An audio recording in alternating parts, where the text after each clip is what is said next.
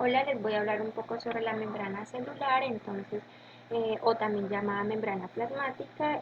Como bien sabemos, es el recubrimiento superficial de la célula. Observamos que dentro de sus características cuenta con una estructura elástica, fina, flexible, de un grosor de apenas de 7,5 a 10 nanómetros.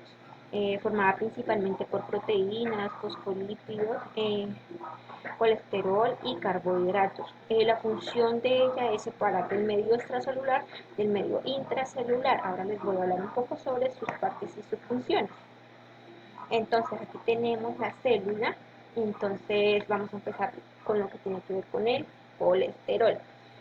Entonces el colesterol contribuye a que la doble capa lípida sea menos fluida y permeable. Seguimos con la proteína integral, que es la que tenemos acá. Entonces la proteína integral atraviesa la capa lípida una o varias veces, forman canales y facilitan el paso de iones. Actúan como receptores en los procesos de comunicación entre la célula. Reconoce por medio de receptores células extrañas y antígenos. Luego seguimos con lo que es la proteína periférica. Entonces la proteína periférica sirve como receptor para moléculas mensajeras como lo son las hormonas. Seguimos con las proteínas de canal. Entonces las proteínas de canal actúan como poros por las que determinadas sustancias pueden entrar o salir de la célula. Seguimos con la proteína alfa hélice. Entonces la proteína alfa hélice sirve únicamente como medio de anclaje a la bicapa o puede formar un canal por la que pueden pasar diversas sustancias. Luego seguimos con la proteína globular.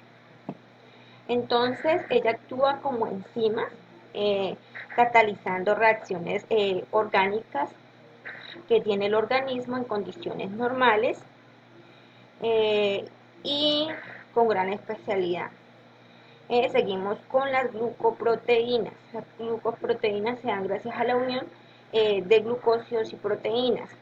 Eh, Son moléculas que comprenden las cadenas de la proteína y del hidrato de carbono. Están implicadas en muchas funciones fisiológicas, incluyendo la inmunidad.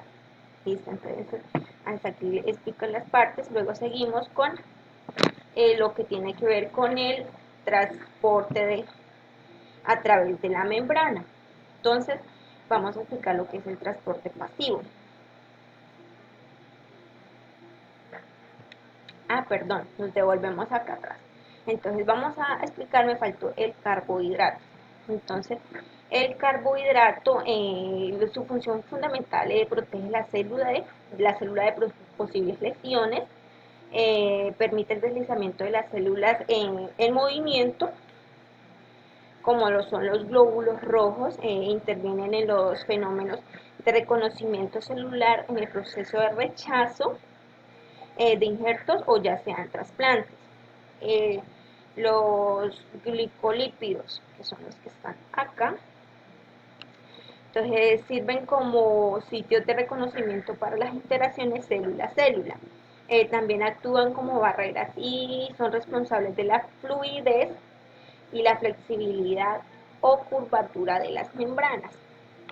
Ahora sí vamos a explicar lo que tiene que ser el transporte a través de una membrana. Entonces vamos a explicar lo que es el transporte pasivo. Entonces el transporte pasivo se produce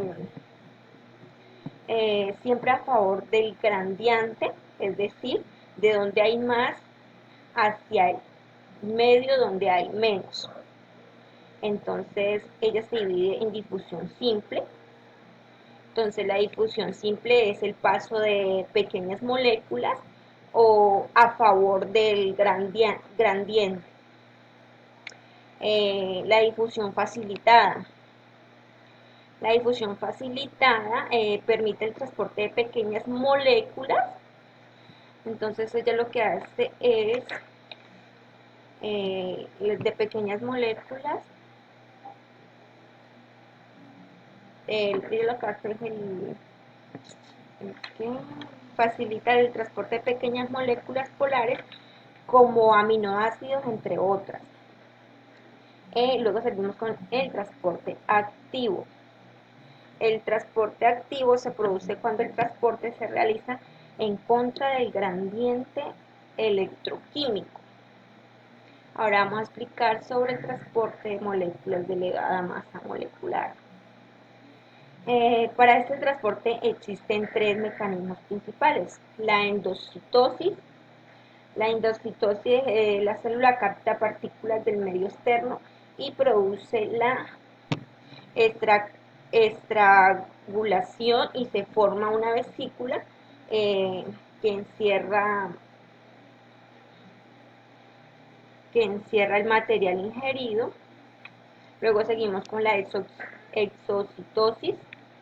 Entonces lo que hace esto que las células son capaces de eliminar sustancias sintetizadas por la célula o bien sustancias de desechos.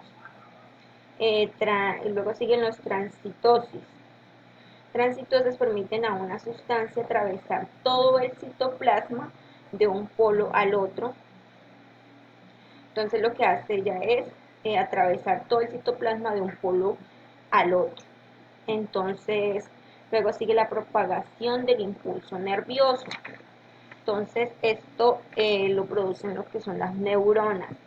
Luego siguen los estímulos. Entonces, los estímulos son variaciones internas y externas capaces de provocar una respuesta por parte del organismo. Entonces, hasta ahí tenemos estos puntos. Espero que le puedan ayudar.